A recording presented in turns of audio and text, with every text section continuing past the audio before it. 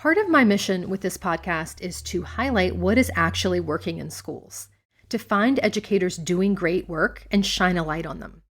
I want to offer a counterpoint to the negative narratives about public education and showcase models that you can learn from and apply in your own school. My friend Michelle Cummings from the Brisk Teaching AI tool told me I should check out the Big Picture Learning Design because there's a lot of overlap between that organization's mission and the work that I do. When I looked into Big Picture Learning, not only was I amazed and really excited about what I saw, I also noticed they were offering a 2-day immersive school visit for educators at a school near me in New York City. So I reached out to BPL's Director of National Partnerships. His name is Sonn Sam, S-O-N-N, Sam, and he set me up. In this episode, I'm sharing what I saw during my 2 days at Fannie Lou Freedom High School in the South Bronx. I observed classes, I talked with students and teachers, and I experienced the BPL design firsthand alongside other educators. I'll tell you a bit about this particular school, provide an overview of Big Picture Learning, and share key takeaways and resources that I think will be useful for you. The structure of this episode is a little different from most Truth for Teachers episodes, so I want to be clear about what I'm attempting to do here. I believe in the need for visionary leadership in our schools, educators who can reimagine what's possible and work towards something better. So my goal is to give you enough details about this particular school and the BPL design to help you envision what is possible, so you can feel inspired that change can happen even within the constraints of the system. I want to spark your own out-of-the-box thinking about what's possible in your school. And I want to provide practical strategies for moving toward a more student-centered model of learning. So let's start with an overview, and then we'll dig into the logistics. Big Picture Learning is a nonprofit organization that is all about putting students at the center of their education, activating students' potential by giving them real agency over how they learn. There are over 160 BPL schools across 37 states, and each one has its own unique approach and culture. BPL is not a step-by-step formula. It's a design that can be applied by any school that wants to do so, anywhere in the country, even within public school systems. There's no set curriculum or rules that you have to follow in order to be a BPL school. There are, however, 10 distinguishers that set apart BPL schools from traditional ways of teaching and learning. And there's a framework that BPL provides. The shared mission of all BPL schools is to activate the potential of schools, systems, and education by focusing on one student at a time. At its core, Big Picture Learning isn't just about rethinking school. It's about building a system where, in the words of Elliot Washour, students are the curriculum and the community is the school. To make this vision a reality, Big Picture Learning uses a framework called ORIA, O-A-R-I-A, it's an acronym, and a way to ensure that everything happening in the school is rooted in deep, personalized learning experiences. The O stands for one student at a time. Every student has unique strengths, interests, and needs, and instead of a one-size-fits-all approach, BPL uses individual learning plans. The A stands for advisory systems. Relationships are the foundation of learning, so each student belongs to a small advisory group where they stay with the same advisor for at least 2 years. The R is for real-world learning. Students don't just learn in classrooms. They engage in internships and mentorships, working alongside professionals who help them apply their skills in real-world settings. The I stands for interest-driven, project-based learning. Instead of assigning generic projects, BPL schools help students design their own learning experiences based on their passions and interests. And the A stands for authentic assessment. Learning isn't about test scores. It's about demonstrating knowledge in real ways. Students showcase their learning through presentations, portfolios, and exhibitions. So the ORIA framework is what all BPL schools have in common. Let me tell you what this looks like in practice at Fannie Lou Freedom High School. This is a school within what the principal shared is the poorest congressional district in the country. It is a public school within the NYC DOE, which is a massive system that can have a daunting amount of bureaucracy to navigate. And this is a really important fact for me to point out to you because often innovative teaching and learning happens in more affluent schools. It happens in charters or private schools that work without the constraints of the public school system. The fact that the non-traditional BPL design is thriving within the DOE is really exciting to me. So Fannie Lou is a public school choice that any local student can opt into. Unlike lottery-based schools, students don't have to apply or compete for a spot.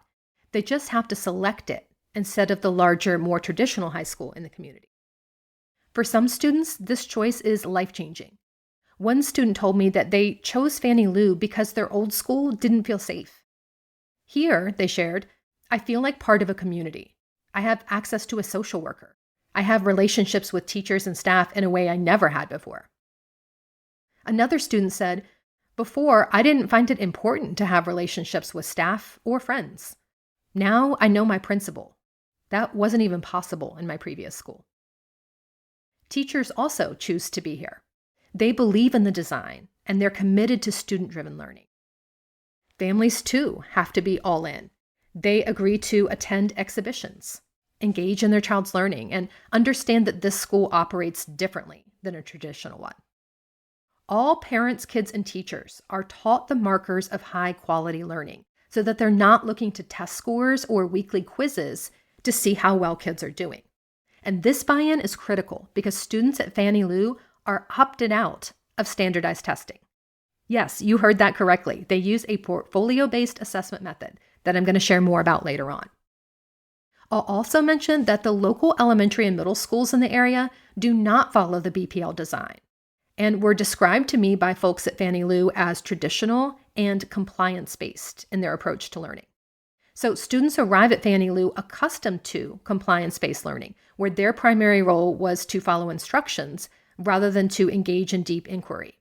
At Fannie Lou, they are asked to think critically, they are asked to write extensively, and to revise their work until it meets high standards. I share this not to criticize the folks doing the work in those other schools. I just want to show that students can be successful in non-traditional learning design at the high school level, even if they had never been exposed to it before and had a very different K-8 schooling experience. It's an adjustment for sure, according to the students I talked to, but it's clearly never too late to introduce a student-centered way of learning to kids. Many students came from middle schools that did not encourage independent thinking or in any way prepare them for this. I mentioned that BPL does not mandate specific practices, but provides a framework and a design that allows schools to shape their own identity. Fannie Lou has definitely adopted a place-based approach to learning that is unique to its location in the Bronx and its surrounding community. So this school serves a diverse student body.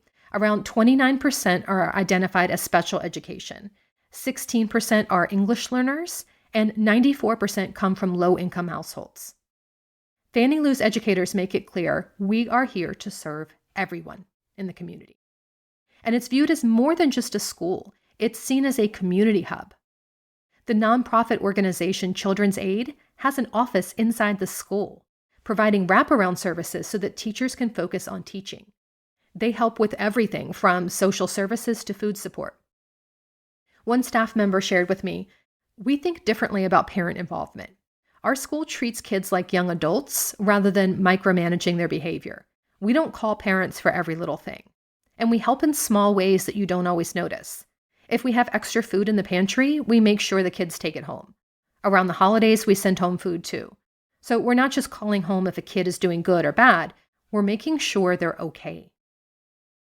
Fannie Lou is structured around the belief that students learn best when they engage deeply with meaningful work that challenges their intellect, sparks their passion, and connects them to their communities.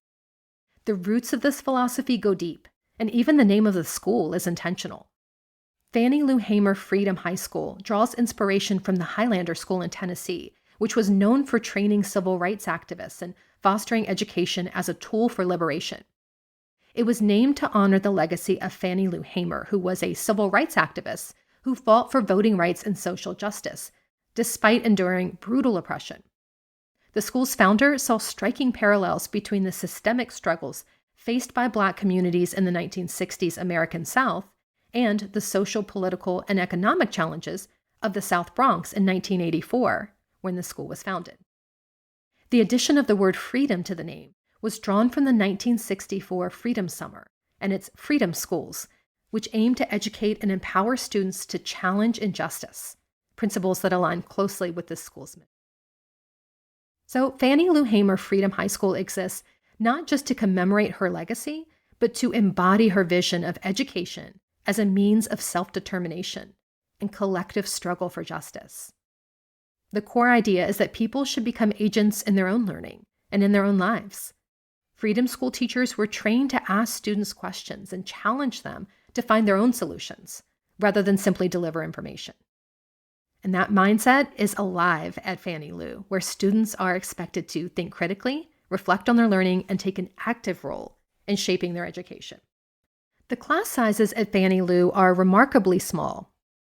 Most classes I observed had around 10 students in them at a time. Doesn't mean there weren't more enrolled and maybe just were absent that day or were someplace else, but very small number of students in any given classroom at any given time. And the principal shared that this is partially by design because he has allocated more funding to staff and less to other areas, and partially by circumstance because enrollment in city schools is down. In fact, NYC public schools have lost more than 200,000 students since the start of the pandemic. And for the 2024-2025 school year, NYC schools have suspended budget cuts so that lower enrollment does not lead to teacher layoffs and larger class sizes. The city's 2022 Class Size Reduction Act has also brought down the mandated max. It's at 25 now for the high school level. So they want to keep it that way and they want to maintain these small class sizes. It is possible that next year, schools like Fannie Lou could lose funding if enrollment doesn't increase.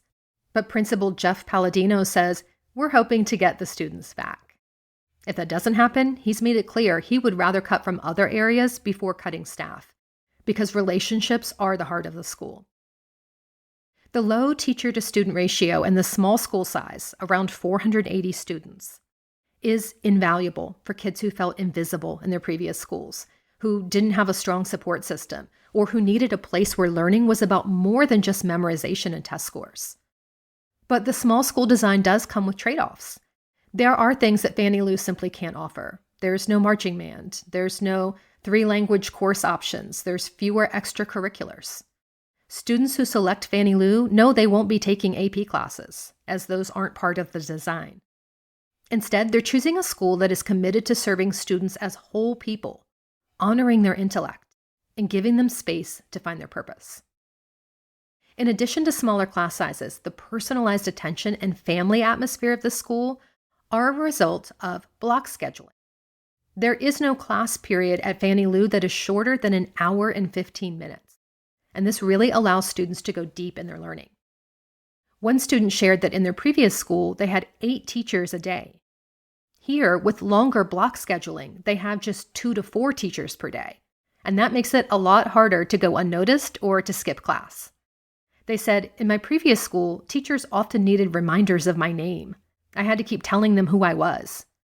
Here, every adult in the building knows me. This student said they chose Fannie Lou because their moms specifically sought it out and wanted them to have that level of support. This student wishes there were SAT prep classes there, but their advisor has been helping them with that. The culture at Fannie Lou is unlike anything I've seen before. I've done a lot of instructional coaching in the Bronx over the past 15 years or so. I've been in both public K-12 schools and Catholic schools run by the diocese. And my husband was raised in the Bronx. Most of his family still lives there.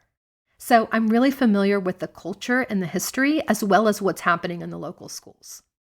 And what struck me the most about Fannie Lou was how calm and emotionally regulated everyone in the building was. New York City is not a calm place. It takes a lot of intentionality to have nearly 500 teenagers in a building and maintain calm. When I first arrived, the entire 9th and 10th grade classes were sitting in the cafeteria, waiting for the school buses to take them to their real-world learning sites, called ELOs, Extended Learning Opportunity. So there's the entire 9th and 10th grade sitting in the cafeteria, and there was no yelling, either from kids or teachers. I never heard a staff member raise their voice at a student the entire 2 days I was there. The kids clearly feel comfortable and safe. There's a culture of respect, self-respect, respect for peers, respect for adults, respect for the building, respect for their education.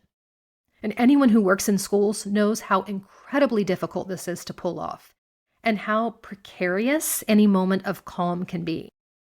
But it's truly just the vibe at Fannie Lou. And again, unlike anything I've witnessed before in the entire 25 years I've been working in education. There's no one obviously in charge in any room that I stepped into. You have to look hard to find the teacher in the classroom or the staff in the cafeteria. No one shouts directions or orders. The kids aren't making loud noises or running or goofing off. They're relaxed. Everyone is just sort of coexisting in a way that felt very remarkable to me.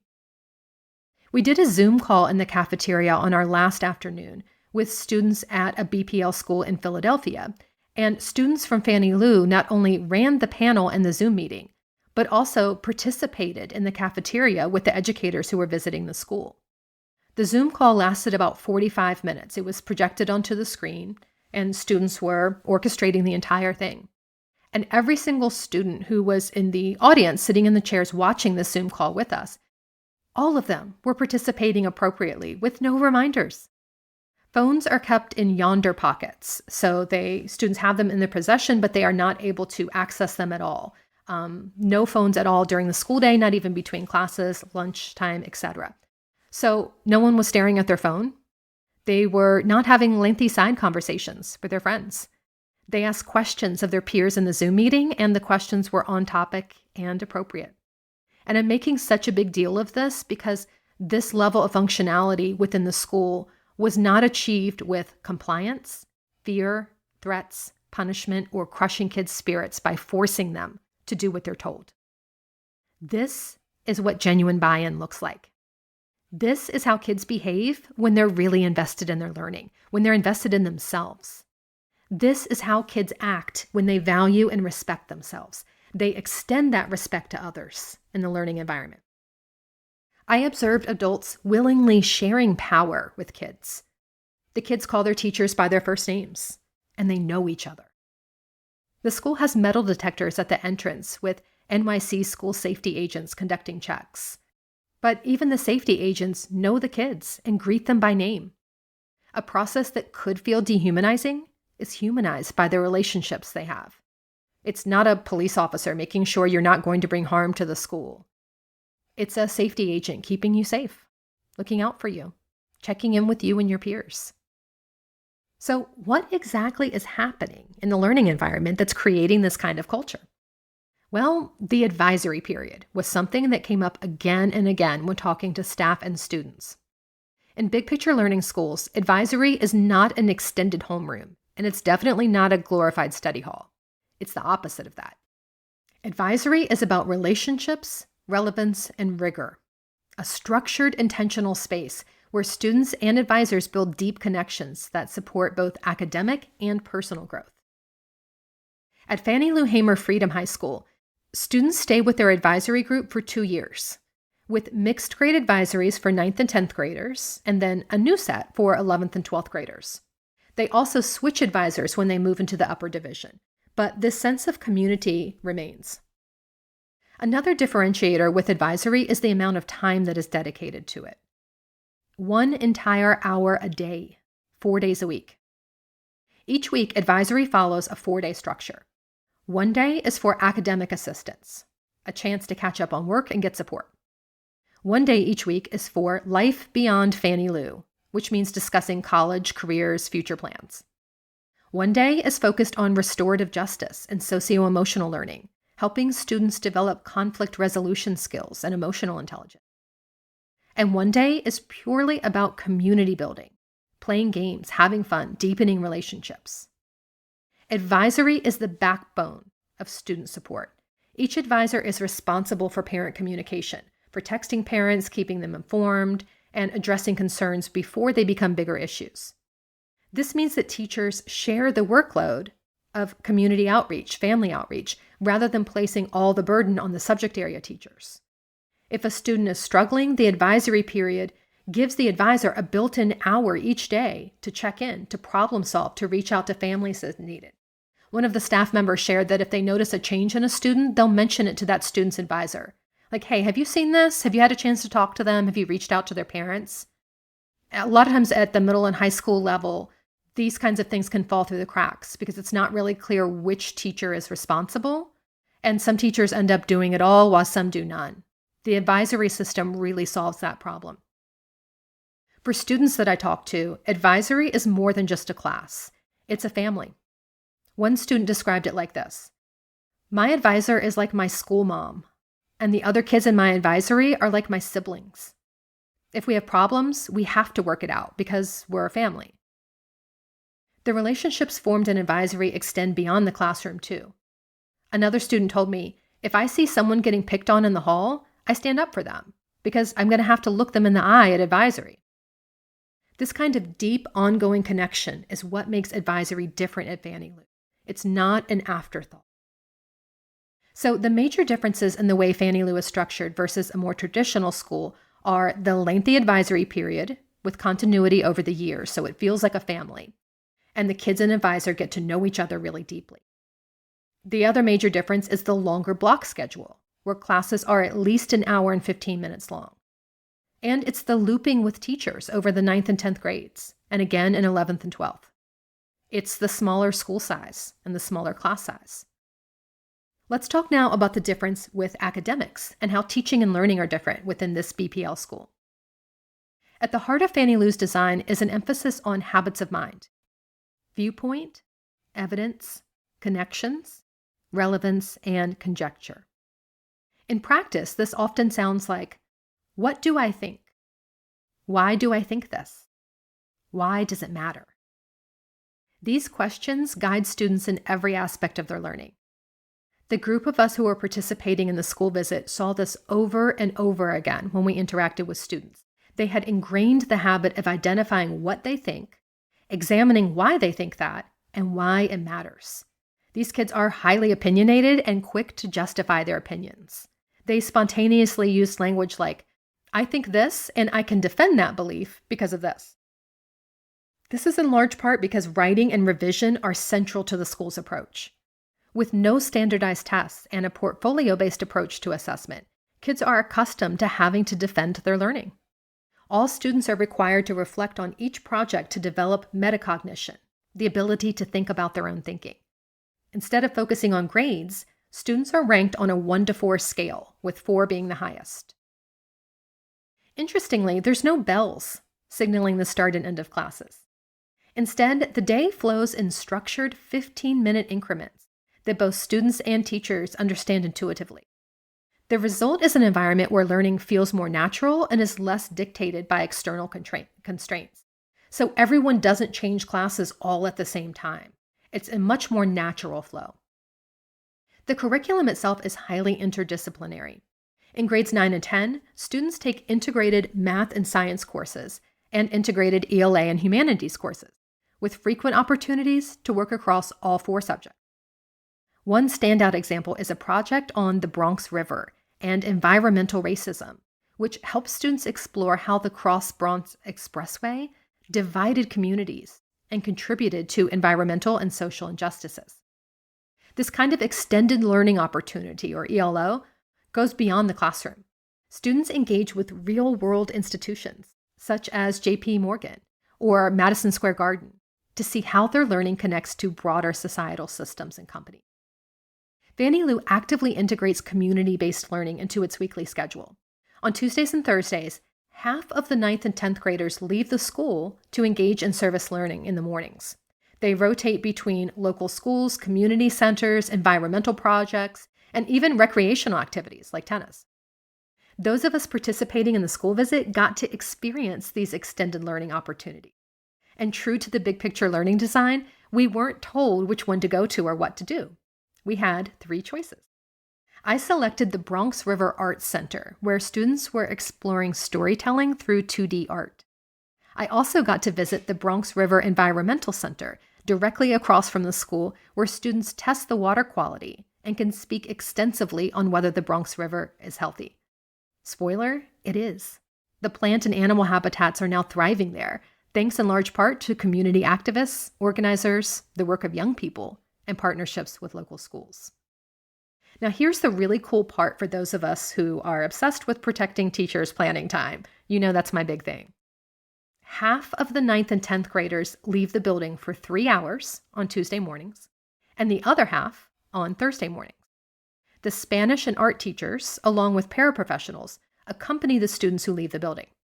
The remaining 9th and 10th grade teachers have an uninterrupted 3 hours of planning time in the building while their students are away.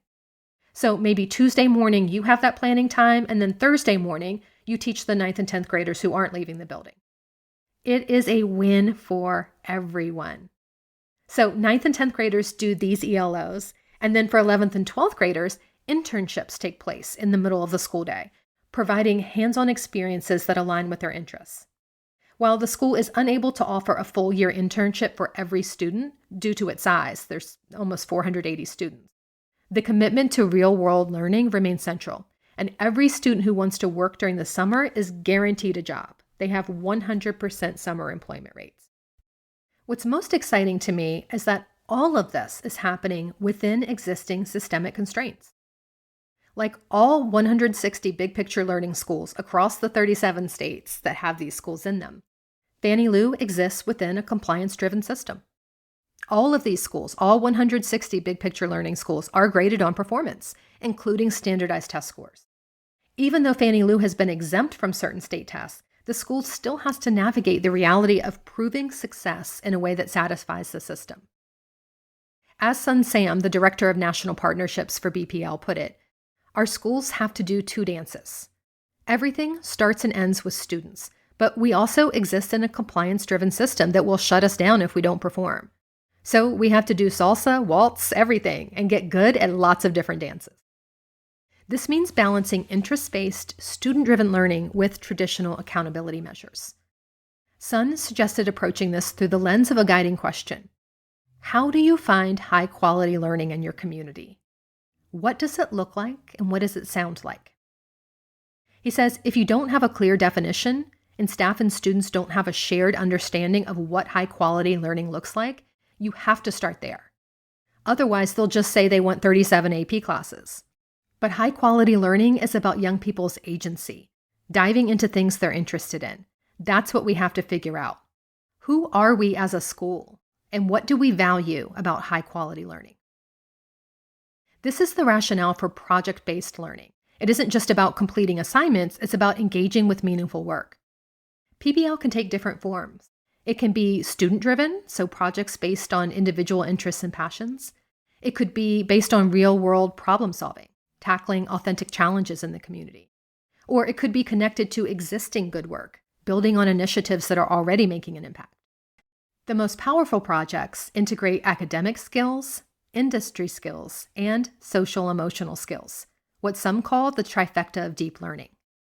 Students are developing literacy and numeracy while also gaining real-world competencies and the ability to collaborate, reflect, and persist through challenges. So students are learning the academic skills through projects and place-based learning, but they're also beginning to use AI and bridging the gap between student-centered approaches and the high-stakes assessment approaches of the larger school system. PlayLab is one such tool. It is an artificial intelligence tool that helps students develop skills in a way that aligns with competency-based learning. So it makes test prep feel more meaningful and personalized rather than disconnected from their interests. One BPL school in Nashville has taken this even further. Their entire senior class is competency-based, using PlayLab to assess and support student learning. By leveraging AI, BPL schools are continuing to refine the balance between agency and accountability, ensuring that students are both prepared for the system that they exist in and empowered to challenge it and transform. A final piece that I didn't mention yet about Fannie Lou is the physical building itself. It's clean and well-maintained, but there's absolutely nothing exceptional or flashy about it. In its former life, it was a factory that was later converted into a school. There's no PTA raising $500,000 for a new science lab. It's an old building with lots of old equipment. Green chalkboards and white chalk are still in use within every classroom. although an LCD projector and pull-down screen are also used. The walls feature student work, but no cutesy bulletin board sets or expensive decor. There are books and notebooks on the shelves and student art on the windowsills, but no immaculate matching organizational systems.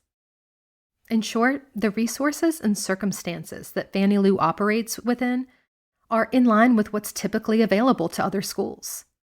The magic of Fannie Lou and what they're doing with the big picture learning design isn't in the stuff or the external trappings. It's in the people.